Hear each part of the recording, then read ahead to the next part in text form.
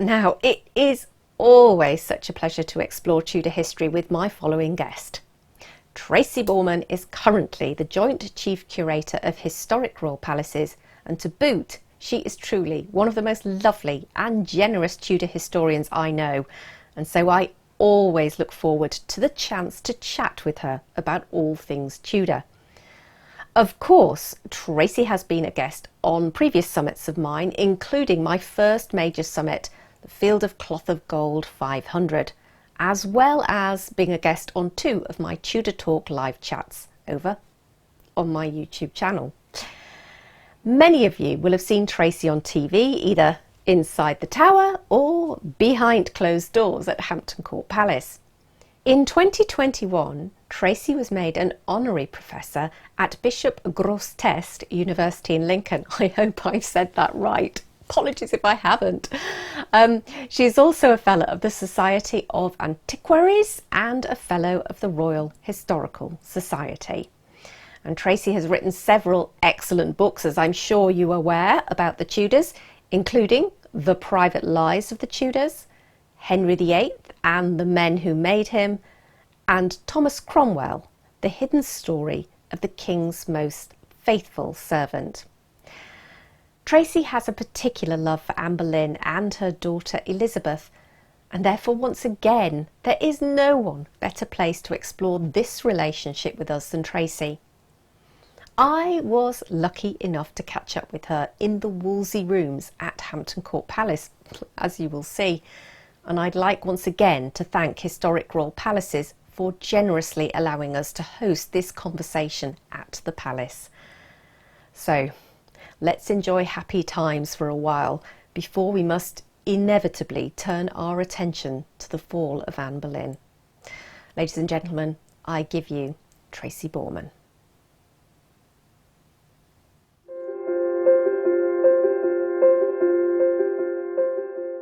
Hello Tracy, welcome. It's so lovely to meet you in person to do one of these filmings for our virtual summit. It's such a treat, isn't it? We get so used to the online and the Zoom and all the rest of it, but here we are, and what better place? Oh, I cannot believe it. So for those folks who are watching, we're in the Wolsey rooms, aren't we, at Hampton Court? So this fabulous panelling. What can you tell us about the panelling? Yes, this is one of the most authentic spaces, really, from Wolsey's original palace. We've got the original panelling. We're right at the heart of his Hampton Court. So it's a very special and actually quite a quiet corner of the Tudor Palace to be. It's actually some of my favourite rooms, these rooms, when they're open, because they're so intimate and the panelling is just so glorious. So we are very lucky indeed. Thank you to Historic Royal Palaces for allowing us to be here today. It's a pleasure. So we are going to be talking about one of our favourite subjects, not only Anne Boleyn, but of course her daughter Elizabeth.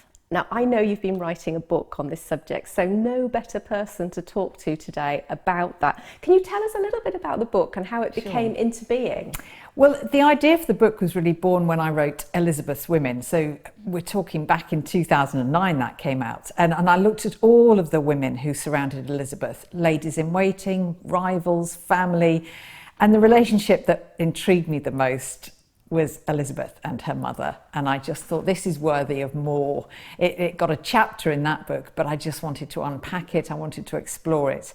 And it selfishly united my 2 favourite women, so I got to spend time with both Elizabeth and her mother for a great deal of research, and it was such a journey of discovery for me, this book. Oh, really? Well, that sounds so enticing. I can't wait to find out more.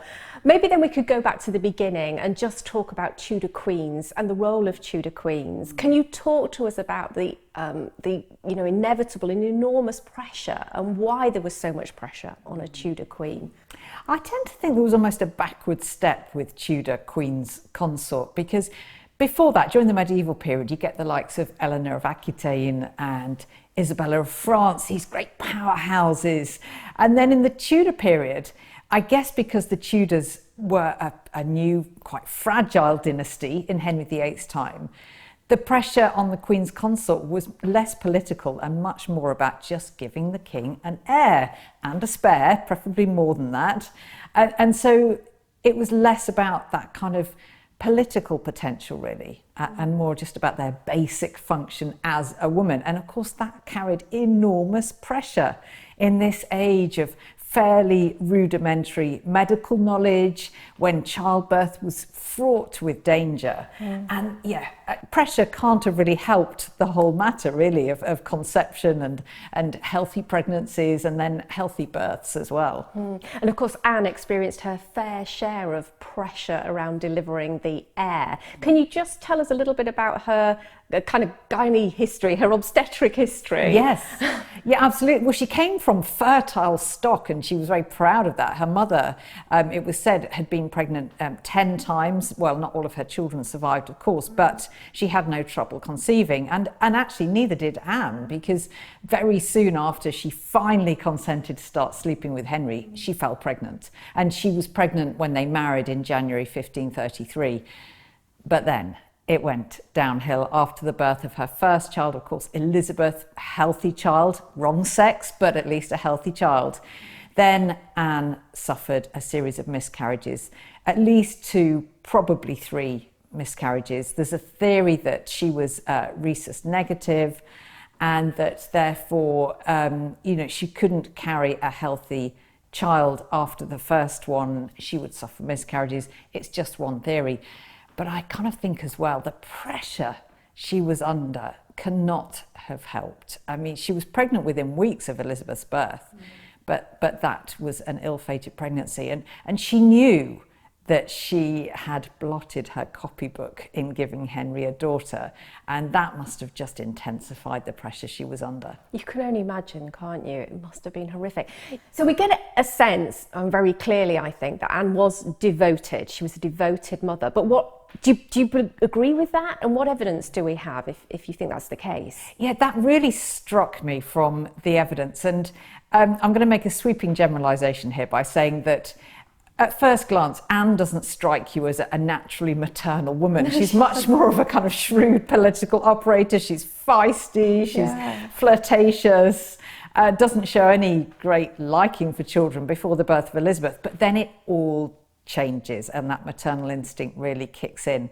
And I was completely taken in, really, by just how devoted she was. And there is the theory that she wanted to breastfeed Elizabeth, and now that has been contradicted, but that's just one thing. She had velvet cushions made so that the infant Elizabeth could be placed next to her, so she didn't have to be parted from her daughter when she was carrying out her court duties. You just have to look at Anne's account books to see her devotion in terms of the clothes she was ordering for Elizabeth. These beautiful made-to-measure velvet caps and taffeta dresses. She visited Elizabeth whenever she could, once Elizabeth had been established in her own household. And she was just always fighting for her daughter's rights as well. Now, of course, that's partly political, but it's personal as well. You can really see the affection that Anne had. And I think one of her masterstrokes in terms of Elizabeth's care was making sure she was surrounded by positive Boleyn influences, and that's something that lasted for Elizabeth's life. Right, yes. Maybe you could tell us a little bit about those influences. Who did Anne select to have around and protect her daughter, really, look after her daughter?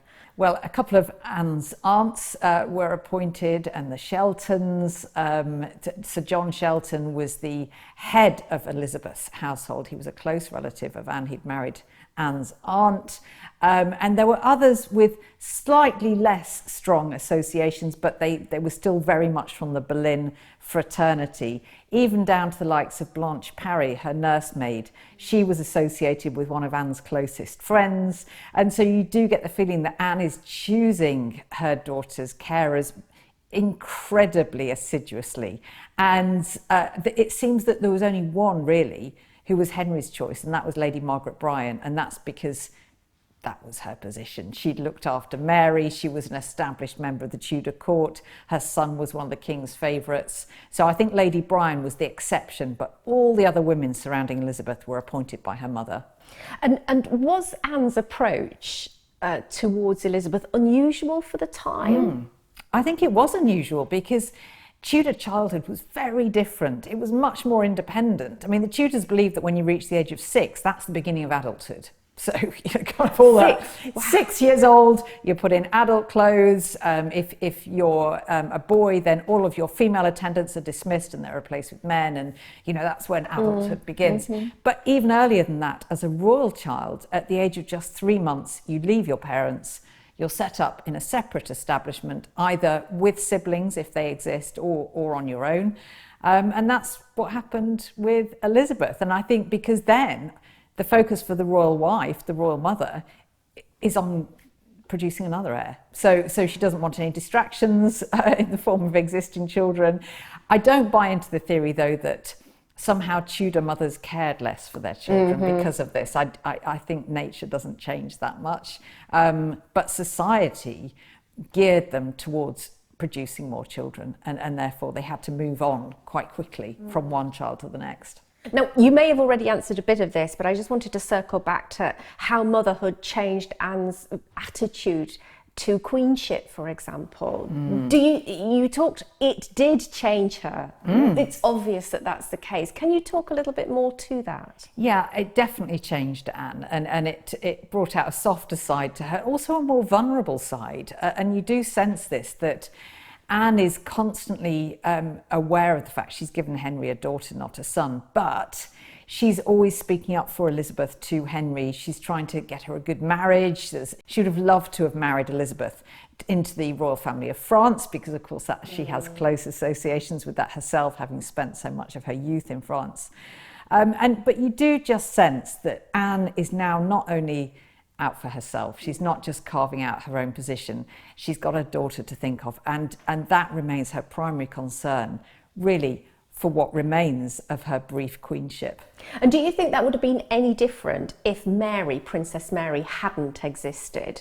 Do you think this really brought things into sharp relief for Anne? I think it did, and Anne was a competitive woman. She was very much one who didn't like anybody else to get ahead, and of course she was also painfully aware that the vast majority of Henry's subjects viewed Catherine of Aragon as the rightful queen, and therefore her daughter Mary as the rightful heir until there was a son. So of course Anne was having to fight for her own marriage, her own position as queen, and her own daughter and Elizabeth's place in the succession. So that definitely sharpened her approach, but I think she would have fought, tooth and nail for Elizabeth anyway. Yes. I don't know about you, Tracy, but she always struck me anyway as a woman who, once you had her loyalty, she would fight your corner. Absolutely. Yeah. She stood by her man and her women as well. Yeah, absolutely. So Elizabeth, as you said, was sent away from court. Can you talk to us about how many times Anne saw her during that period? The sources are frustratingly kind of gappy, really, when it comes to actually tracing Anne's whereabouts. But there are at least 3 or 4 occasions that came up in the first couple of years of Elizabeth's life away from court, when Anne was able to visit. Usually, it was when she and or Henry were in the vicinity, or she arranged for Elizabeth to be brought to court, or at least near court, so she could visit her. But even then, it was rare. It was rare. Anne tried to make up for her absence by sending regular gifts. So, nearly every week there was something arriving at Hatfield for Elizabeth from her mother.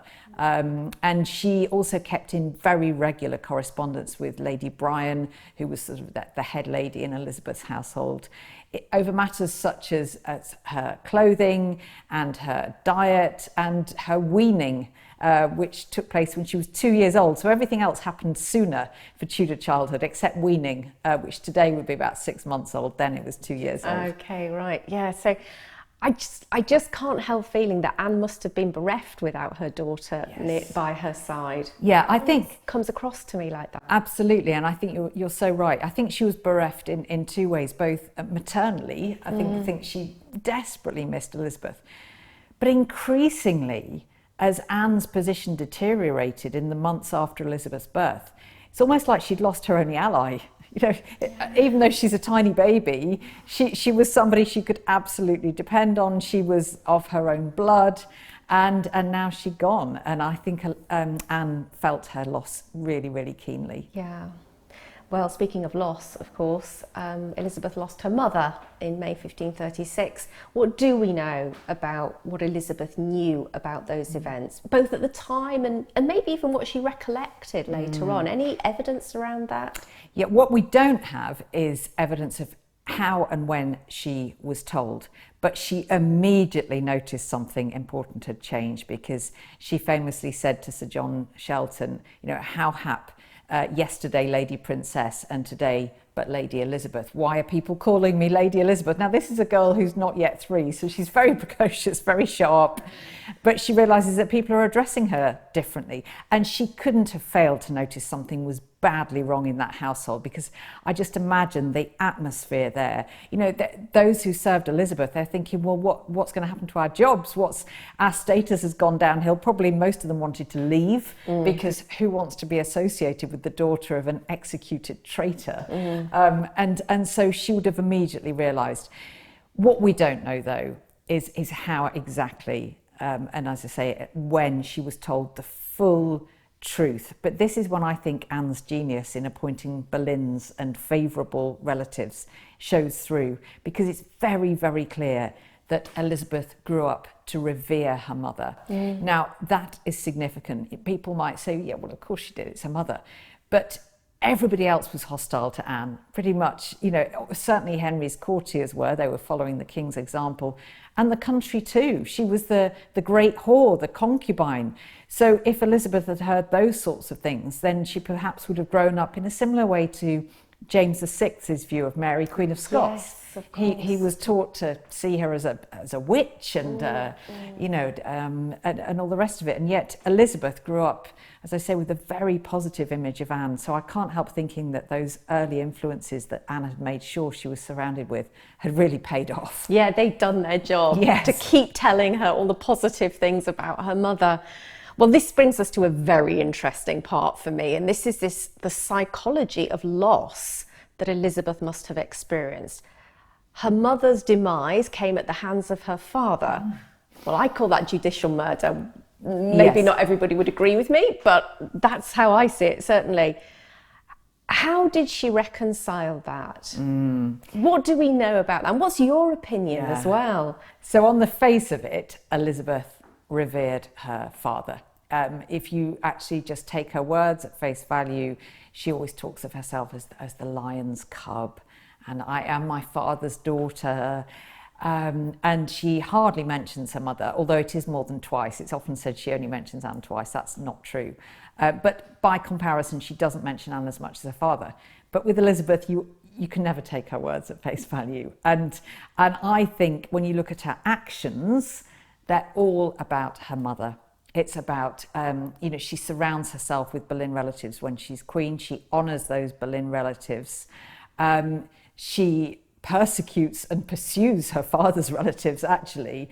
And so that's just one example of the way in which I think Elizabeth truly felt. And there are others. There was a very kind of telling comment that Elizabeth once made, along the lines of judicial murder, actually, and it was very much in the masculine gender that she was talking. So she didn't name Henry, but she was accusing an unnamed male person when it came to this reference she made. And I just think she must have, on one level, despised her father. And I think because there's no doubt she adored her mother, and she spent so much time trying to rehabilitate Anne's reputation and her memory.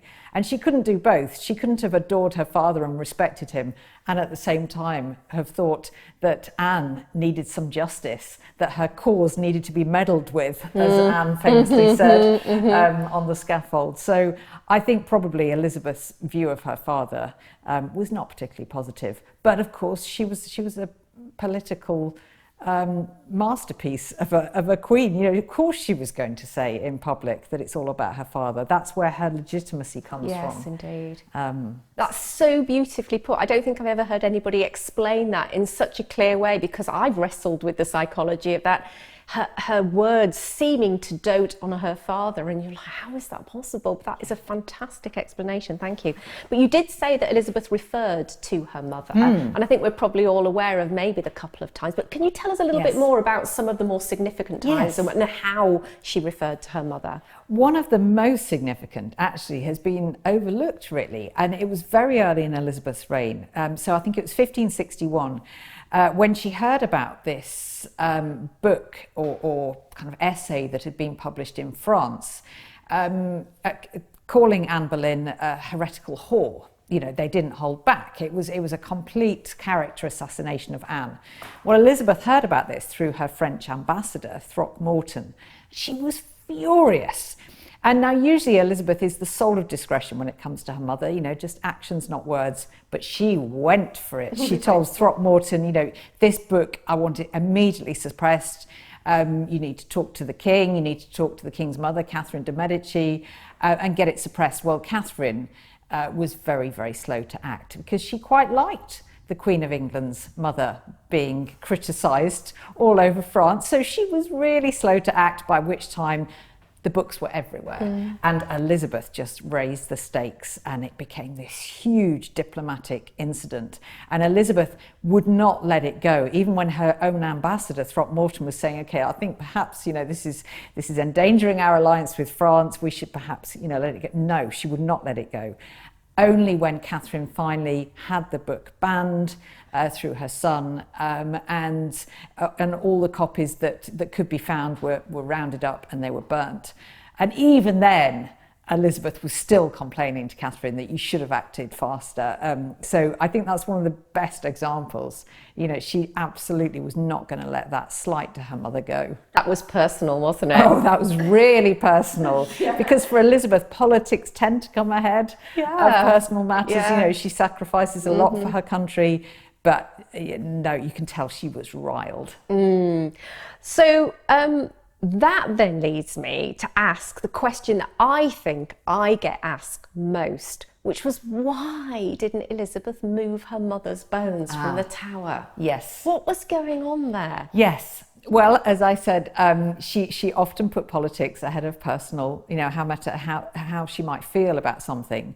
If she thought something was going to endanger her rule, her position, and remember, this is early days now when this was first proposed, or at least people were discussing, I wonder if she will kind of have her mother's remains moved. Elizabeth knew she'd be literally digging up the past. She knew what her mother's reputation was, and she was playing the long game. And I think that would have caused so much ill feeling, because Anne had been convicted as a traitor. She'd met a traitor's death. Most of the country still reviled even the very name of Anne Boleyn. And Elizabeth's position at the beginning of her reign was so fragile, because not only was she Anne's daughter, but she was still, in theory, illegitimate, because Anne's marriage to Henry had been annulled. And she just wanted to let that lie, I think. Now, arguably, she could have perhaps resurrected the idea later in her reign, but I think by then she'd done so much else to rehabilitate Anne that she didn't need to. So again, that was part of the political facade that Elizabeth was so good at cultivating. Yeah. But she acted on a much more personal level through other deeds to protect her mother's name. Yeah, she really did. And she was always honouring her mother and the Boleyns generally. And I think one of my favourite examples of that was the 1578 progress to Norfolk. So this is Boleyn heartland. And Elizabeth really goes to town on this progress. And when she visited Norwich Cathedral, she goes there for a service in the evening, and she has her throne set directly opposite the Boleyn chapel, and apparently has a tear in her eye as the service is going on, because she's sitting there opposite her Boleyn ancestors. That's really wonderful. I'm actually going to be at Norwich this weekend. So I'm going to go into the cathedral and find that space and just sit there. Do you know, I have to say they need to make more of it, because I made that same journey when researching the book, and everybody I asked in the cathedral didn't know where it was, because it's no longer kind of marked as the Boleyn chapel. So you've got to be lucky with who you find. Okay, well, I might have to get some notes off you after we finish this. After we finish this chat. Okay, so now there is an artefact though that's hotly debated. The checkers ring, which I know we've all seen you on TV holding this and felt incredibly jealous. And of course there are two portraits in there. One is clearly Elizabeth and one is of another woman from wearing the French hood, looking much like she comes from the 1530s. Yes. Is it Anne Boleyn? What do you think? I think it's 100% Anne Boleyn. I can see why there have been doubts expressed, mostly because of the hair colour. You know, it's more of a kind of fair reddish colour, but there are flecks of black in it, and so there is, I think, a theory that holds water that actually it's just faded. It's the pigmentation that's faded. The facial features are Anne. She has the French hood, and it's just so similar to the portraits of about the same time. So we think the ring was made in the 1570s. There are portraits of Anne from around that time, very similar. I think another theory is that it's Jane Seymour. I think that can be dismissed straight away. Why would anybody give Elizabeth a ring? Or why would she have it made herself with a portrait of the woman who supplanted her own mother? Not possible. Catherine Parr perhaps holds a little bit more weight. But why in the 1570s would Elizabeth suddenly want to remember Catherine when she hadn't really? She was close to her, but she hadn't really done anything to remember her then. Was it a young Elizabeth? Again, possible, but I think it was the wonderful Owen Emerson at Hever who pointed out, why on earth would Elizabeth want a reminder of what she looked like when she was young, when she was getting to a sort of middle age? I just don't. I think facially it just strikes you straight away as Anne. And it's just so typical of the way that Elizabeth, in a very personal way, recognised her mother, and that's probably the strongest argument. And the fact that when the ring was closed, those two portraits would have almost touched, you know, mother to daughter. That for me fits everything else I found out about the way in which Elizabeth felt towards her mother. It certainly does, doesn't it? That incredibly intensely private relationship that she maintained with her mother. Yes. Yeah, love it. Okay, so, well, I often wonder about what Anne Boleyn's last thoughts were on the scaffold. Do you think she thought about her daughter? Good Christian people, I have not come here to preach a sermon. I have come here to die. For according to the law, and by the law, I am judged to die, and therefore I will speak nothing against it.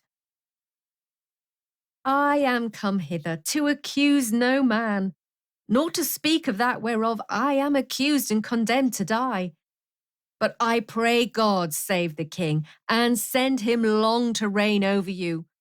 For a gentler, nor more merciful prince was there never. And to me he was ever a good, gentle, and sovereign lord. And if any person will meddle with my cause, I require them to judge the best. And thus I take my leave of the world and of you all, and I heartily desire you all to pray for me. Jesu, receive my soul. O God, have pity on my soul. To Christ I commend my soul. I think her speech was absolutely about Elizabeth because it surprised many people. Here's one of the feistiest women of the Tudor age, and yet she's accepting her fate, seemingly in quite a meek fashion, you know, praising the king and his justice, although she does add that line about, you know, if anyone shall meddle in my cause. But this was purely, I think, so that Henry and those around him would look favourably on her daughter Elizabeth, because she would gain nothing for Elizabeth at this stage by antagonising the king, by speaking out against him, by, you know, very justifiably criticising him for what he'd done to her. So I think she had absolutely Elizabeth front and centre of her mind when she made that speech. It gives me a shiver down the spine just thinking about it. It's so touching. Now, obviously you spent How long has it taken you to write your book? How long does that process take? Yes, it takes as long as the publishers give me usually. So it was roughly about 18 months. But then, as I say, it's something I researched for Elizabeth's Women as well. So all told, it's probably more like 2.5 years that it's taken.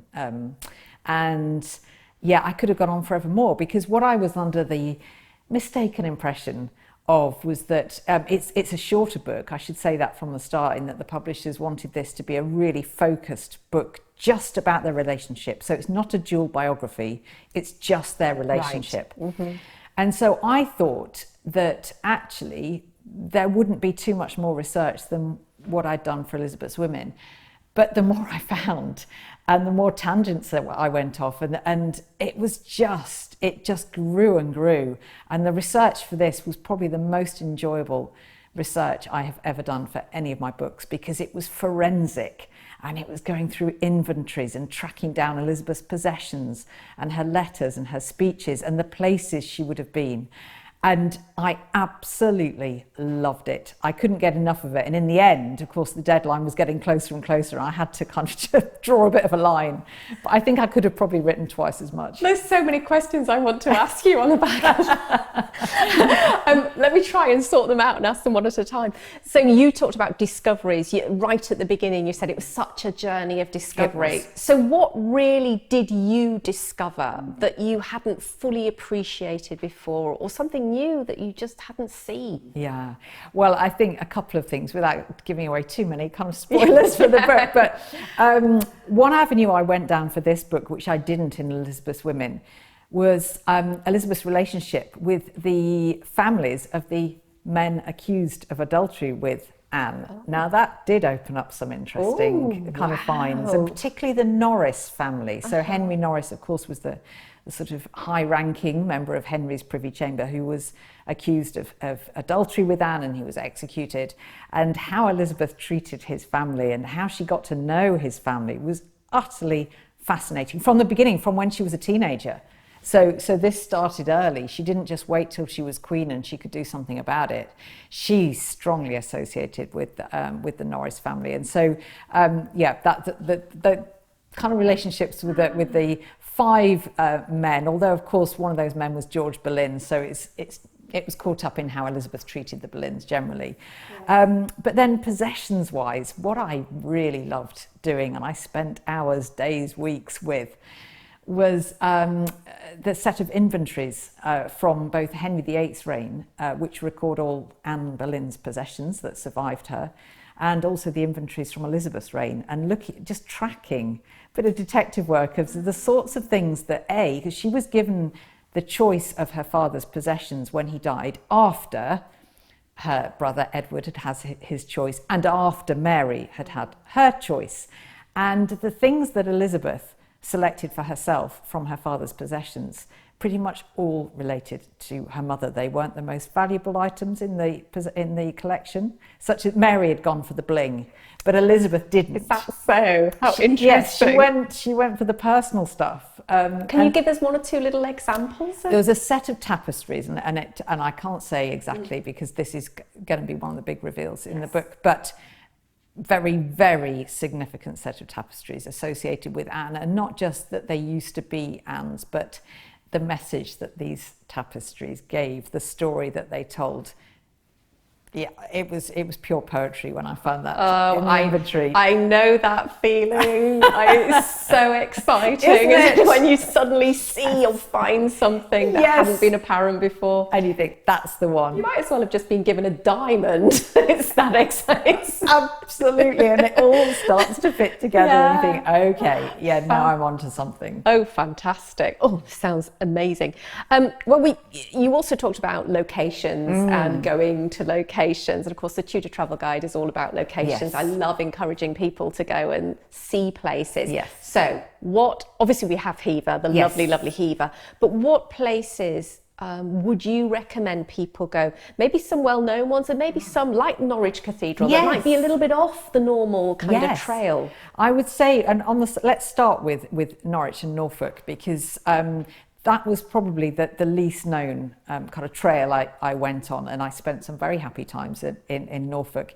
There's also a church called St Margaret's in now I'm going to probably pronounce it wrong, but Tivotshall, which is about half an hour from Norwich, middle of nowhere. In fact, it took me longer to find the place than I spent in it. It's a small, fairly deserted church, but it has this incredible painting over the nave, which shows the Boleyn white falcon on very prominent display, and it was painted just before the Armada, actually, when Elizabeth's at the height of her powers, and when she starts to feel more free to express her Boleyn heritage. And obviously the people of Norfolk have cottoned onto that. It's like, this is Boleyn County, we're going to make the most of it. And so St Margaret's I would really recommend. It's a stunning piece of church art that's little known. Yes. And Norwich, obviously, and of course, as Chief Curator at Historic Royal Palace, I could not fail to mention the Tower of London, because it would be incredibly rude not to. And just walking in Anne's footsteps there, but of course the footsteps of her daughter too, who was kept in the same apartments as her mother when she was a prisoner during her sister Mary's reign. And it's no coincidence that Mary kept her a prisoner until the 19th of May. She releases her on the very anniversary. I think that's deliberate. Do you really? I honestly do. And it's psychological torture for Elizabeth. There are so many parallels. She's in the same apartments, although admittedly they're the royal apartments, sadly now lost, of course. But Elizabeth apparently also said that she called for a sword because she was so convinced that she was going to be executed that she wanted to go the same way as her mother, because she'd heard that the sword was the swifter death. So it was, that was no coincidence. So the Tower, yes, even if you just walk the footprint rather than see the actual buildings, I think it's fascinating.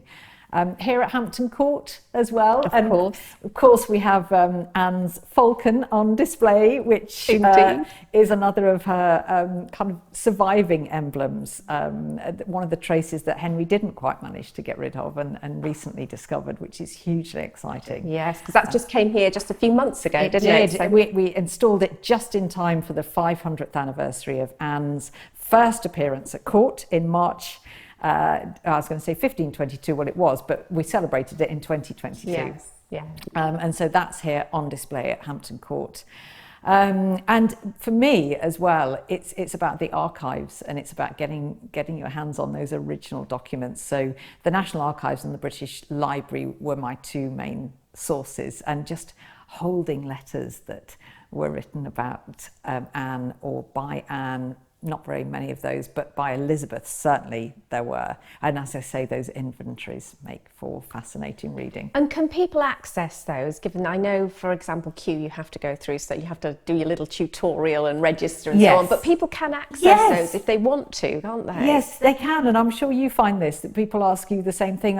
They seem to think that if you're a historian, you have this kind of unique ability to visit archives. Everyone can, and particularly the National Archives. You just register, you get a reader's pass, as you say, you watch the video, how to handle documents, but then you can go. They're public records. Now it's slightly different at the British Library, but as long as if you can prove that you are a genuine researcher, then the same thing goes. The only exception would be that some items in both collections are seen as so precious, so rare, that they encourage you to look at the digital versions rather than the actual thing. And if you do look at the actual thing, it's under strict supervision, which you can understand. Yeah, absolutely. But otherwise, they are there for all. Tracy, you've told us some amazing stories today and dropped some real teasers, haven't you? I hope I've dropped enough teasers to sell some books. I think you will. Tell us about when the book is coming. What's it called? Do we have a title, and when is it coming out? Unusually, because there's usually quite a lot of faffing over titles, but this one was it was suggested early on, the subtitle anyway, because I always wanted it to be called Anne Boleyn and Elizabeth I. So that's the main title, because I think you just have to, it does what it says on the tin. But the subtitle is The Mother and Daughter Who Changed History. Thank you so much for sharing your insights and your research with us. It's been really fun. It's been such a pleasure, because I know you're a fellow devotee. Completely. Thanks, Tracy. Thank you.